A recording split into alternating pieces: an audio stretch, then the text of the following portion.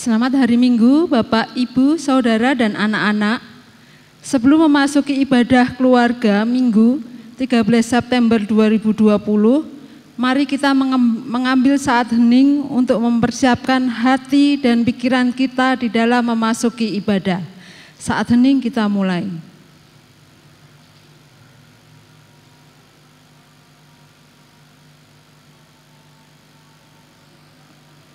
Saat hening cukup. Bapak, Ibu, Saudara, dan anak-anak yang terkasih, mari kita mulai ibadah keluarga Minggu ini dengan bersama-sama bangkit berdiri dan menyanyikan Kidung Jemaat nomor 10 bait yang pertama dan kedua. Pujilah Tuhan Sang Raja.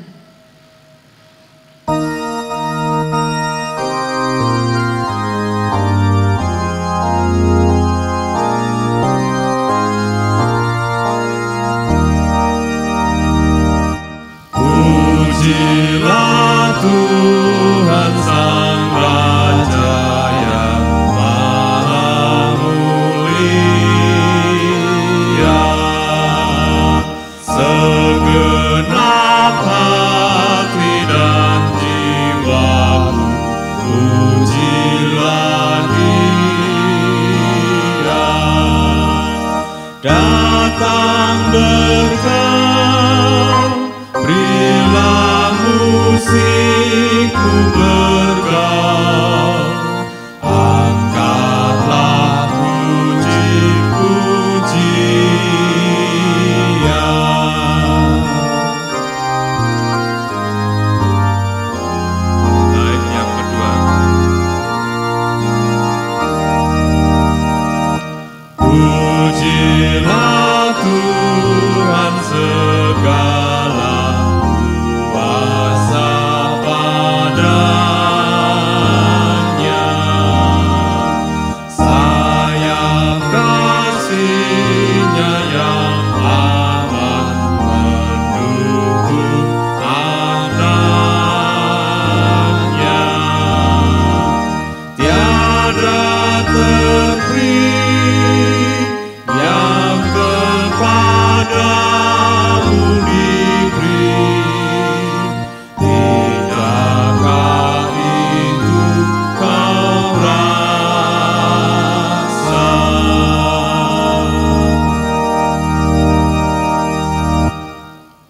Jemaat yang terkasih, marilah kita memasuki ibadah keluarga minggu ini dengan landasan pengakuan bahwa pertolongan kita ialah dari Tuhan, Pencipta langit dan bumi, yang senantiasa setia dalam mengasihi umat-Nya. Terpujilah nama Tuhan. Terang sudah terbit bagi orang benar dan sukacita bagi orang-orang yang tulus hati. Terpujilah nama Tuhan. Beribadahlah kepada Tuhan dengan sukacita, datanglah ke hadapan-Nya dengan sorak-sorai. Amin.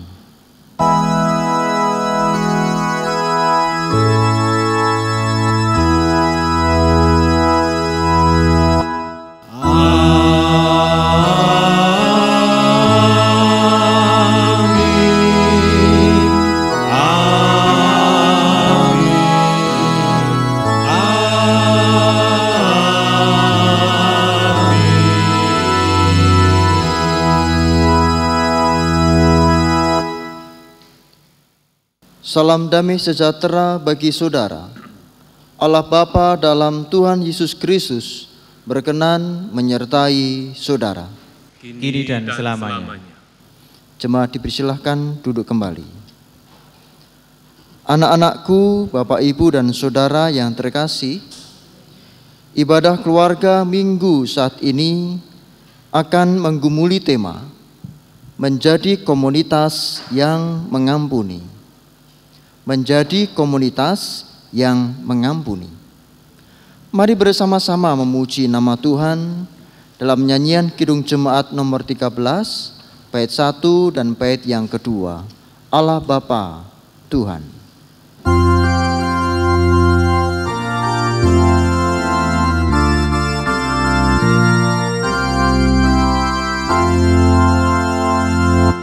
Allah Bapa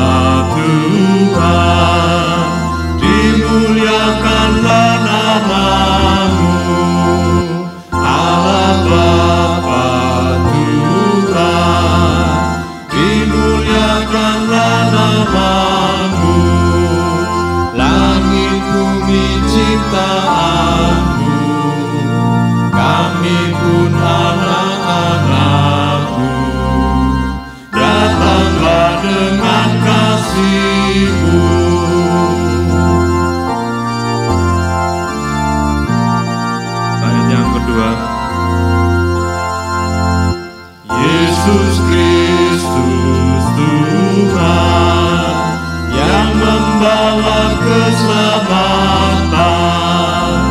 Yesus Kristus Tuhan yang membawa keselamatan, lahir dalam dunia ini, mati tapi bangkit lagi. Kaulah juru selamat kami.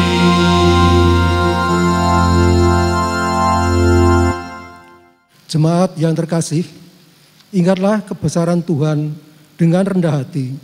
Tundukkanlah kepala dengan menyadari segala kelemahan dan kekurangan kita, dan dengarkanlah hukum kasih-Nya. Kasihilah Tuhan Allahmu dengan segenap hatimu, dan dengan segenap jiwamu, dan dengan segenap akal budimu. Itulah hukum yang terutama dan yang pertama. Dan hukum yang kedua, yang sama dengan itu, ialah kasihilah sesamamu manusia seperti dirimu sendiri. Pada kedua hukum inilah tergantung seluruh hukum Taurat dan kitab para nabi. Dalam suasana hening, mari kita berdoa secara pribadi, mengakui dosa kepada Tuhan.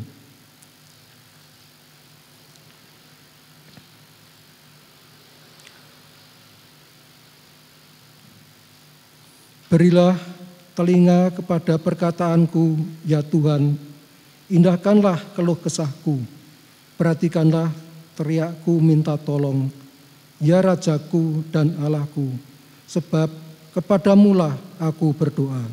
Amin. Mari kita mengakui penyesalan kita dalam nyanyian Kidung Jemaat nomor 33 bait 1 dan 2. Suaramu ku dengar.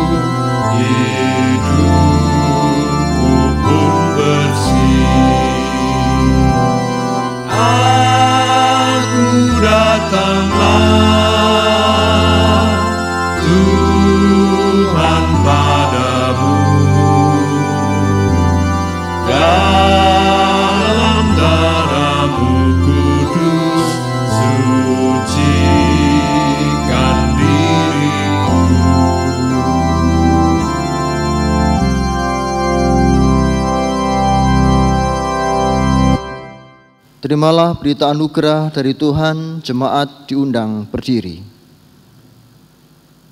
Kitab Mika pasal 7 ayat 18 dan 19 menyatakan demikian. Siapakah Allah seperti engkau yang mengampuni dosa dan yang memaafkan pelanggaran dari sisa-sisa miliknya sendiri, yang tidak bertahan dalam murkanya untuk seterusnya, melainkan berkenan kepada kasih setia. Biarlah Ia kembali menyayangi kita, menghapuskan kesalahan-kesalahan kita, dan melemparkan segala dosa kita ke dalam tubir-tubir laut. Amin. Demikianlah sabda anugerahnya. Terpujilah nama Tuhan. Mari kita sanggupi sabdanya dengan pujian dari Kidung Jemaat nomor 339 bait 1 dan kedua. Maju Laskar Kristus.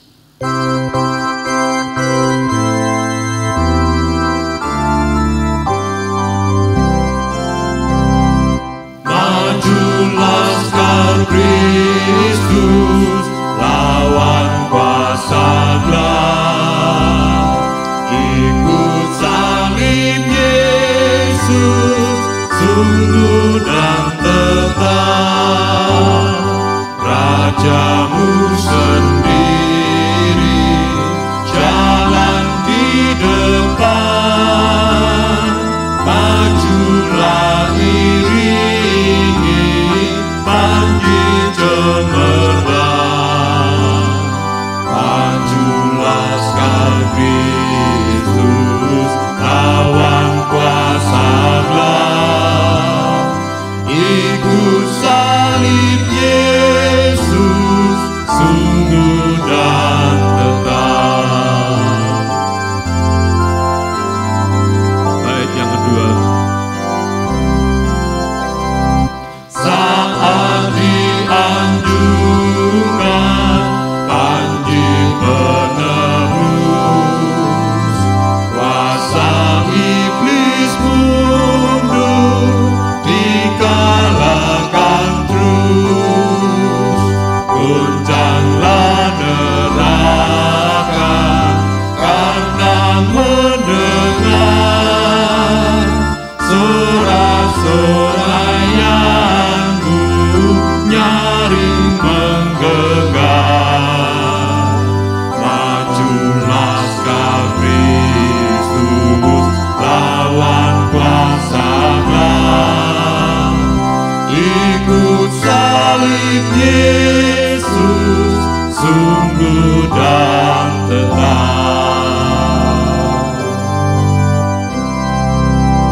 Jemaat dipersilahkan duduk kembali. Tiba saatnya kita menerima pelayanan sabda. Mari kita memohon tuntunan Roh Kudus dalam doa yang kita nyanyikan bersama-sama. Bersabdalah Tuhan, kami mendengarkan.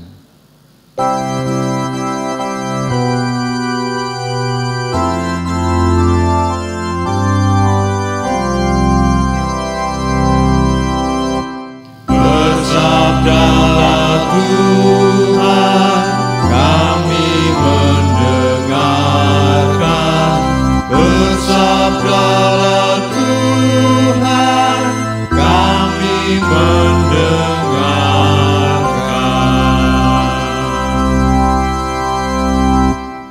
Bacaan pertama diambil dari Keluaran 14 ayat 19 sampai 31.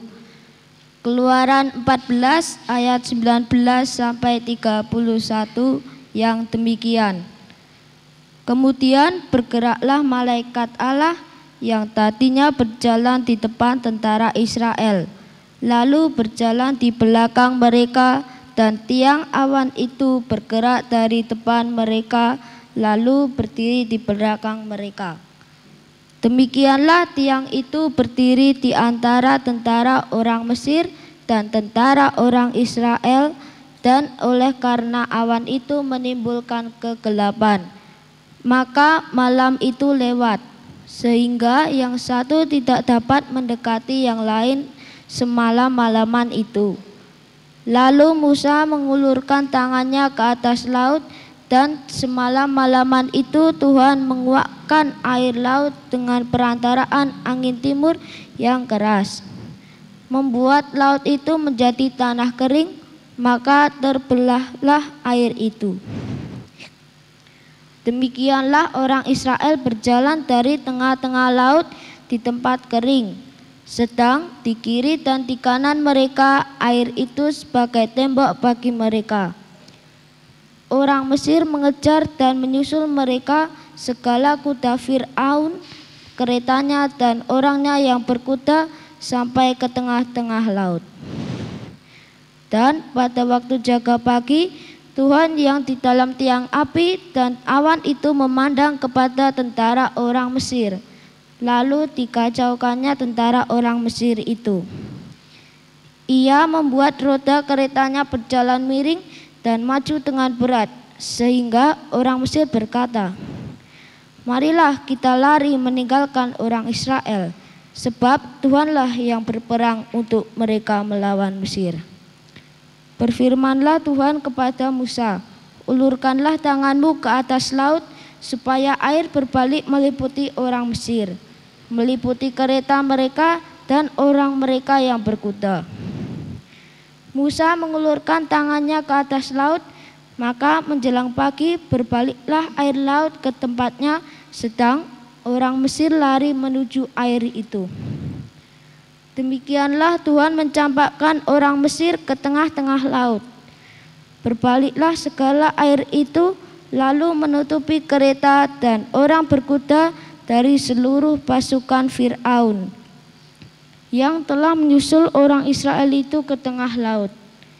Seorang pun tidak ada yang tinggal dari mereka, tetapi orang Israel berjalan di tempat kering dari tengah-tengah laut, sedang di kiri dan di kanan mereka air itu sebagai tembok bagi mereka. Demikianlah pada hari itu Tuhan menyelamatkan orang Israel dari tangan orang Mesir, dan orang Israel berjalan melihat orang Mesir mati terhantar di pantai laut. Ketika dilihat oleh orang Israel betapa besarnya perbuatan yang dilakukan Tuhan terhadap orang Mesir, maka takutlah bangsa itu kepada Tuhan, dan mereka percaya kepada Tuhan dan kepada Musa hambanya itu. Demikianlah sabda Tuhan. Syukur kepada Tuhan. Pembacaan khotbah saat ini diambilkan dari Injil Matius pasal 18 ayat 21 sampai dengan 35. Injil Matius 18 ayat 21 sampai dengan 35. Dengan judul Perumpamaan tentang Pengampunan. Kemudian datanglah Petrus dan berkata kepada Yesus, "Tuhan, sampai berapa kali aku harus mengampuni saudaraku jika ia berbuat dosa terhadap aku? Sampai 7 kali?" Yesus berkata kepadanya, "Bukan. Aku berkata kepadamu, bukan sampai 7 kali, melainkan sampai 70 kali 7 kali. Sebab hal kerajaan surga seumpama seorang raja yang hendak mengadakan perhitungan dengan hamba-hambanya. Setelah ia mulai mengadakan perhitungan itu, dihadapkanlah kepadanya seorang yang berhutang 10.000 talenta. Tetapi karena orang itu tidak mampu melunaskan hutangnya, raja itu memerintahkan supaya ia dijual beserta anak istrinya dan segala miliknya untuk membayar hutangnya. Maka sujudlah hamba itu menyembah dia, katanya, 'Sabarlah dahulu, segala hutangku akan kulunaskan.' Lalu tergeraklah hati raja itu oleh belas kasihan akan hamba itu, sehingga ia membebaskannya dan menghapuskan hutangnya. Tetapi ketika hamba itu keluar, ia bertemu dengan seorang hamba lain yang berhutang 100 dinar kepadanya. Ia menangkap dan mencekik kawannya itu, katanya, 'Bayar hutangmu.' Maka sujudlah kawannya itu dan memohon kepadanya, 'Sabarlah dahulu, hutangku itu akan kulunaskan.' Tetapi ia menolak dan menyerahkan kawannya itu ke dalam penjara sampai dilunaskannya hutangnya. Melihat itu, kawan-kawannya yang lain sangat sedih, lalu menyampaikan segala yang terjadi kepada tuan mereka. Raja itu menyuruh memanggil orang itu dan berkata kepadanya, "Hai hamba yang jahat, seluruh utangmu telah kuhapuskan karena engkau memohonkannya kepadaku. Bukankah engkau pun harus mengasihani kawanmu seperti aku telah mengasihani engkau?"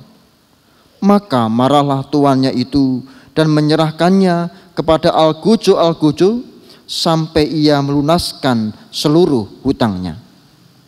Maka Bapakku yang di surga akan berbuat demikian juga terhadap kamu apabila kamu masing-masing tidak mengampuni saudaramu dengan segenap hatimu. Amin. Demikianlah firman Tuhan. Berbahagialah orang yang mendengarkan firman-Nya, menaruhnya dalam hati dan melakukannya. Haleluya. Amin.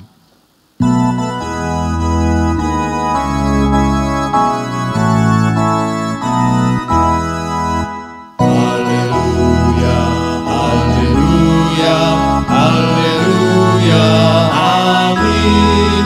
Haleluya, haleluya, haleluya, amin.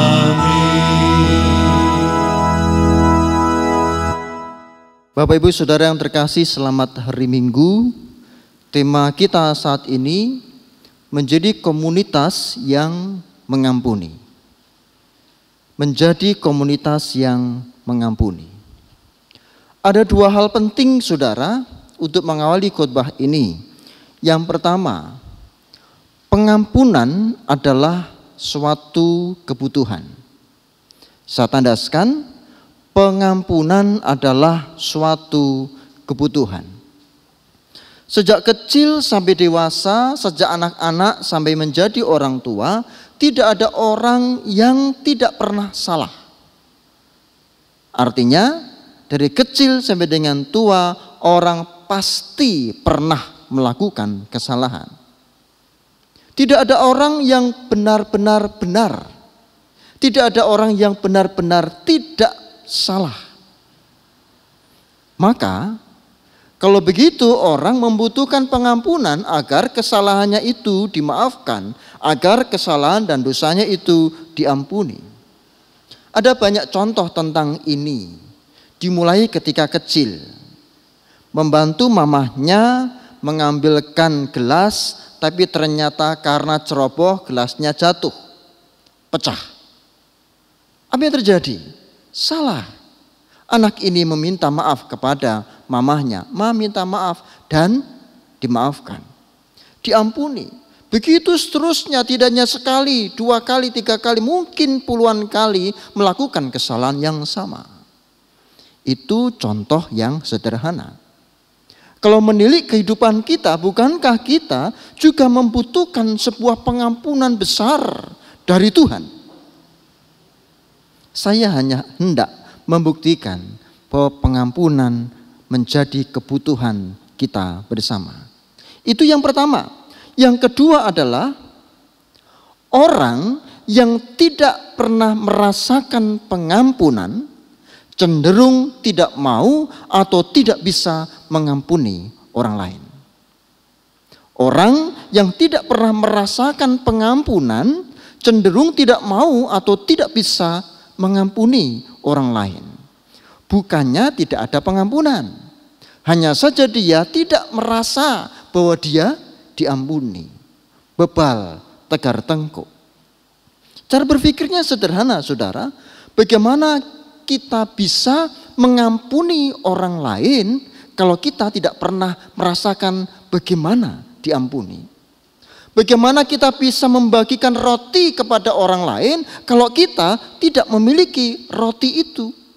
Bagaimana kita bisa memberikan kasih kepada orang lain kalau kita tidak merasakan dan tidak memiliki kasih? Hanya orang-orang yang merasakan pengampunanlah dia mengampuni orang lain. Saudara yang terkasih, karena itu perikop kita menjadi luar biasa. Kisah tentang pengampunan. Saya yakin jemaat sudah sering membaca ini. Petrus berdiskusi dengan Tuhan Yesus tentang pengampunan. Tapi saya hendak membawa kita semua untuk masuk lebih dalam. Karena pengampunan itu adalah kebutuhan, maka kata Tuhan, pengampunan harus dilakukan berapa kali? 70 kali 7 kali. Kadang banyak yang salah mengatakan 70 kali 7, lalu 70 dikalikan 7 berapa? Enggak loh, 70 kali 7 kali. Ini penggambaran tentang sesuatu yang tak terbatas. 7 itu sempurna, 70 berarti sesuatu yang sempurna, di 7 kali lagi sesuatu yang tak terbatas. Pengampunan tak terbatas. Tapi mari kita menghayati lebih dalam konteks tentang pengampunan di masa itu. Kalau kita melihat di Perjanjian Lama Bapak Ibu, ada hukum namanya hukum Malek. Hukum Malek itu, baik kita baca Kejadian 4 ayat 24.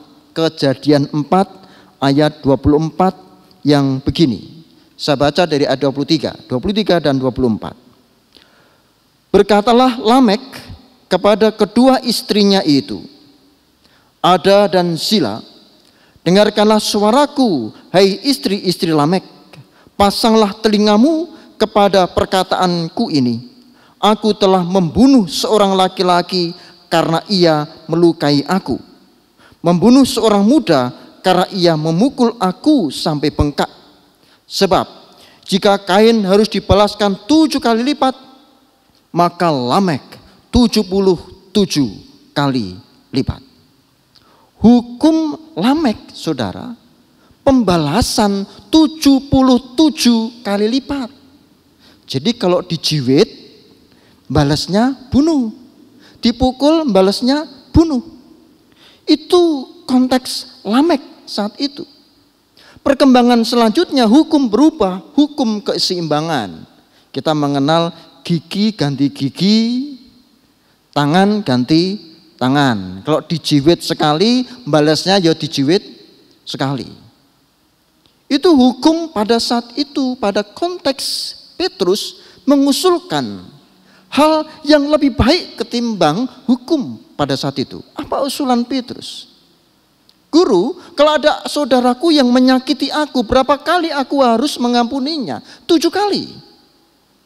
Ini lebih baik ketimbang hukum Lamek. Ini juga lebih baik ketimbang hukum gigi ganti gigi, tangan ganti tangan. Tapi ternyata bagi Kristus, usulan Petrus yang sudah lebih baik dari hukum sebelumnya belum cukup. Maka kata Tuhan, tidak 7 kali, tetapi 70 kali 7 kali pengampunan. Pengampunan yang tak terbatas. Ini menjadi susah, saudara, bagi kita. Kok susah? Ya kita masuk yang kedua. Menjadi susah kalau kita tidak pernah merasakan pengampunan dari Tuhan. Bagaimana mungkin kita bisa mengampuni orang yang lain? Apalagi 70 kali 7 pengampunan. Maka Tuhan membawa kita dalam sebuah perumpamaan yang menjadi terang benderang apa maksud Kristus tentang pengampunan ini. Perumpamaan, ada kisah di sana seorang tuan, raja dan punya hamba. Gampangnya kita tahu cerita ini, hamba ini punya hutang 10.000 talenta. Saudara, 1 talenta itu 1.000 dinar. 1 dinar itu 1 upah kerja 1 hari. Kalau katakan upah kerja sehari itu 50.000, berarti 1 talenta sama dengan 500 juta, saudara. Ini 10.000 talenta, saya tidak bisa menghitungnya. Begitu banyak, tak terbatas. Bahkan meskipun dia dijual, hartanya dijual, tidak akan cukup untuk membayar hutang ini. 10.000 talenta. Saudara yang terkasih, 10.000 talenta tidak bisa dibayar. Maka hamba ini pun memohon belas kasihan. Sabarlah Tuhan, aku akan menulaskan. Meskipun dia tidak bisa. Karena belas kasih raja itu kepada hambanya, maka hutang 10.000 talenta itu dilunaskan, diampuni.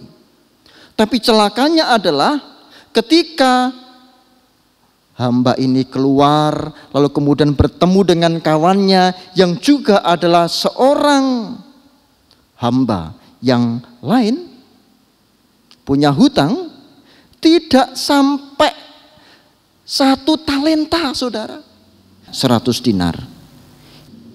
Bagaimana jawab orang ini? Orang ini mengatakan bayar hutangmu, dan kemudian dijebloskan. Maka marahlah raja itu. Dan apa katanya?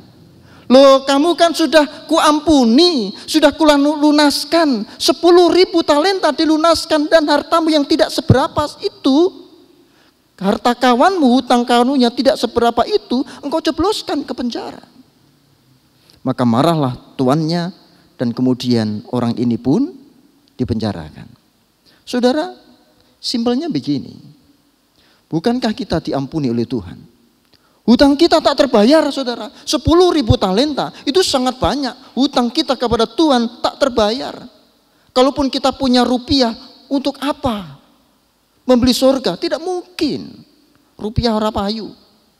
Dengan kebaikan-kebaikan kita, enggak mungkin juga. Kalau kita diampuni, kita diselamatkan, itu karena belas kasih Tuhan. Loh, kalau Tuhan sudah mengampuni kita sedemikian rupa, ada orang lain yang salah kepada kita, kok kita tidak mengampuni dia? Kata firman ayat 35, maka Bapakku yang di surga akan berbuat demikian juga terhadap kamu, apabila kamu masing-masing tidak mengampuni saudaramu dengan segenap hatimu. Bahkan doa Bapa kami, saudara, juga menyatakan itu. Ampunilah kami Tuhan, seperti kami juga mengampuni orang yang bersalah kepada kami. Itu kalau dibalik, tidak usah ampuni kami Tuhan, karena kami tidak mengampuni orang yang bersalah kepada kami. Tapi lagi-lagi, saudara, menjadi persoalan. Pengampunan tetap menjadi sulit. Mengapa? Saya tidak tahu pasti penyebabnya, karena penyebabnya bisa bermacam-macam. Tapi satu hal yang perlu diingat adalah, ingatlah bahwa kesalahanmu, kesalahan saya dan saudara lebih besar dan sudah diampuni. Orang itu memang bersalah, maka kita pun harus mengampuni. Tapi Pak, saya tidak bisa melupakan kesalahannya. Tapi Pak, dia itu menjengkelkan. Tapi Pak, Bapak kan gak bisa merasakan bagaimana dia menyakiti saya. Saudara, semua orang pernah tersakiti, bukan? Apakah ada orang yang tidak pernah tersakiti? Jika satu orang itu mampu mengampuni orang lain, meskinya yang lain pun juga bisa mengampuni. Persoalannya bukan bisa atau tidak, mau atau tidak. Bahkan kalau saya cek, saudara, dari kecil sampai dengan sekarang umur Anda, dewasa bahkan tua, pernahkah mengampuni? Pasti pernah. Rakitang pisan. Berarti bisa. Persoalannya bukan bisa atau tidak, tapi mau atau tidak. Seberapa Anda heran Tuhan mengampuni Anda, pada saat itu Anda akan mengampuni orang lain, sebesar apapun kesalahannya. Belajarlah. Karena saya juga belajar, kita semua belajar. Gunanya bersama-sama belajar sebagai komunitas adalah kita merasakan bahwa oh iya ya, kita harus saling membantu satu dengan yang lain. Tema kita menjadi komunitas yang mengampuni. Bukankah indah negeri ini ketika orang lebih gampang mengampuni daripada lebih gampang marah, menghardik dan menghajar, menghukum orang? Bukankah negeri ini akan menjadi lebih sejahtera ketika orang-orangnya berpikir jernih dan merasakan bahwa Tuhan sudah mengampuni kita? Itu kebutuhan dasar hidup hakiki kita. Mari saudara, saya mengajak kita semua belajar menjadi komunitas yang saling mengampuni. Amin. Saat hening bagi kita semua.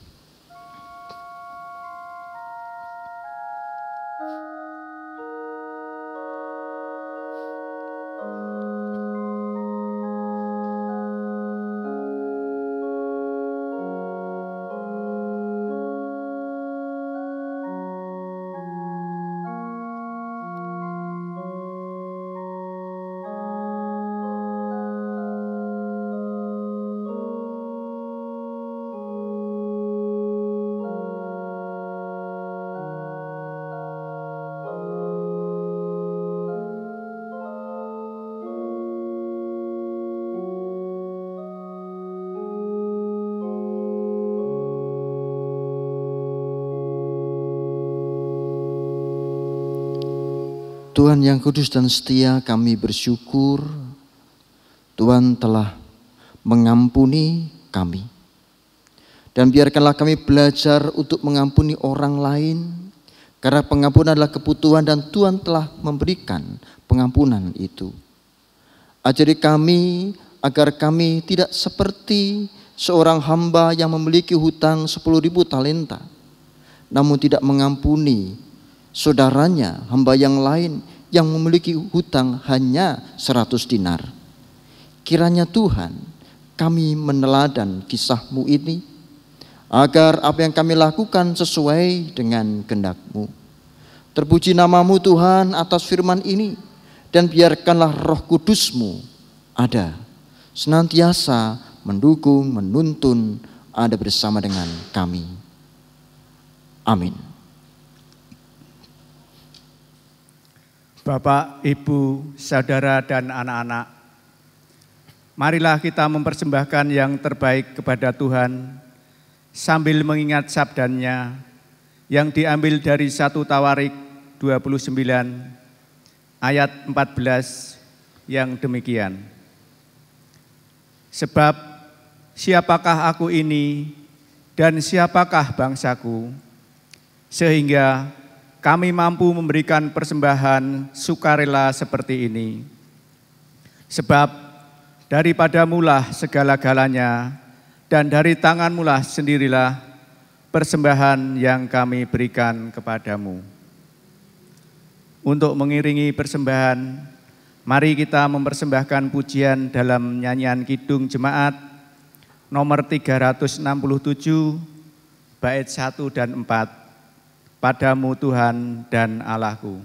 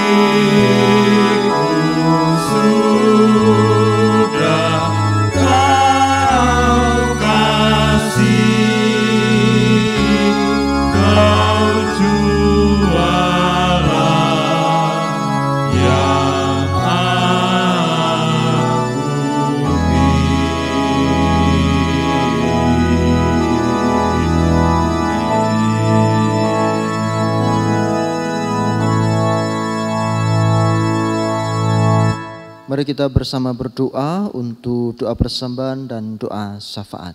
Mari kita berdoa. Kami datang kembali kepadamu ya Tuhan, yang esa, yang baik, yang senantiasa memberkati kami. Dalam doa kami ini, ya Allah, kami bersyukur karena kami di tengah ibadah Tuhan berikan kesempatan untuk mengaturkan persembahan. Terimalah persembahan kami ini ya Bapa, dan berkatilah.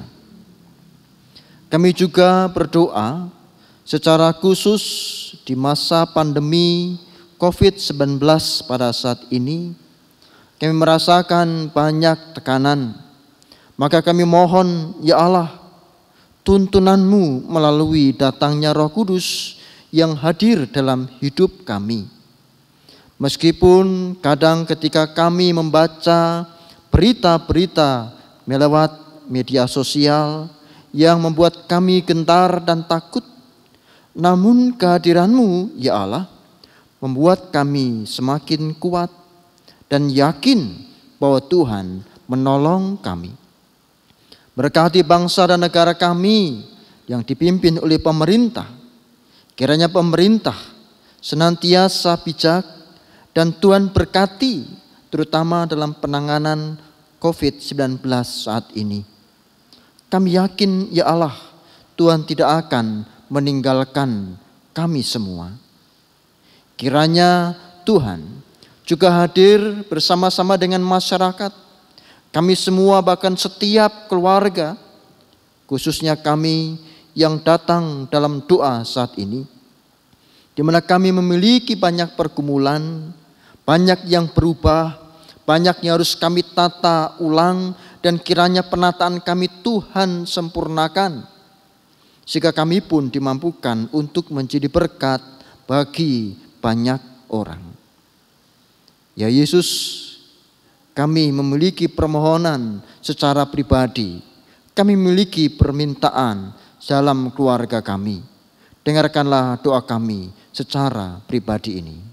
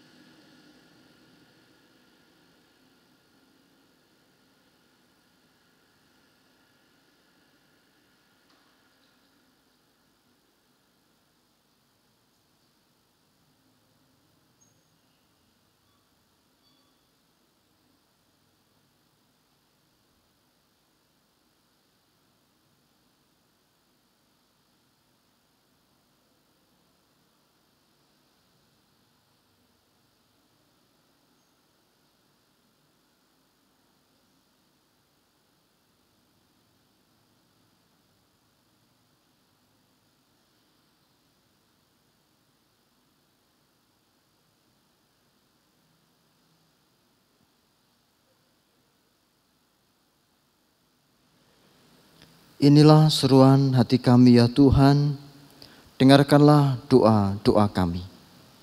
Dan perkenankanlah kami bersama-sama berdoa, doa Bapa kami. Bapa kami yang di surga, dikuduskanlah namamu, datanglah kerajaanmu, jadilah kehendak-Mu di bumi seperti di surga. Berikanlah kami pada hari ini makanan kami yang secukupnya, dan ampunilah kami akan kesalahan kami, seperti kami juga mengampuni orang yang bersalah kepada kami. Dan janganlah membawa kami ke dalam pencobaan, tetapi lepaskanlah kami daripada yang jahat. Karena Engkaulah yang mempunyai kerajaan dan kuasa dan kemuliaan sampai selama-lamanya. Amin. Jemaat dimohon berdiri. Bersama kita ikrarkan pengakuan iman rasuli. Aku percaya kepada Allah, Bapa yang Maha Kuasa, Khalik langit dan bumi, dan kepada Yesus Kristus, Anaknya yang tunggal Tuhan kita, yang dikandung daripada Roh Kudus, lahir dari anak darah Maria, yang menderita di bawah pemerintahan Pontius Pilatus, disalibkan, mati dan dikuburkan, turun ke dalam kejaran maut. Pada hari yang ketiga, bangkit pula dari antara mati, naik ke surga, duduk di sebelah kanan Allah, Bapa yang Maha Kuasa, dan akan datang dari sana untuk menghakimi orang yang hidup dan yang mati. Aku percaya kepada Roh Kudus, gereja yang kudus dan am, persekutuan orang kudus, pengampunan dosa, kebangkitan daging, dan hidup yang kekal.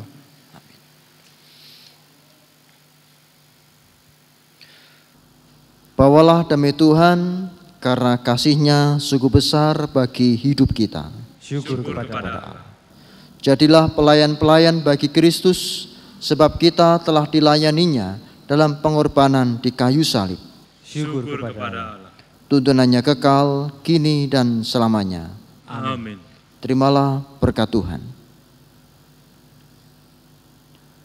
Damai sejahtera Allah dalam persekutuan bersama Sang Putra dan Roh Kudus yang melampaui segala akal, memelihara hati dan pikiran saudara untuk merendah dan melayani Dia dari sekarang sampai selama-lamanya. Amin. Mari kita puji nama Tuhan dengan nyanyian Kidung Jemaat 424 bait 1 dan 2. Yesus menginginkan daku.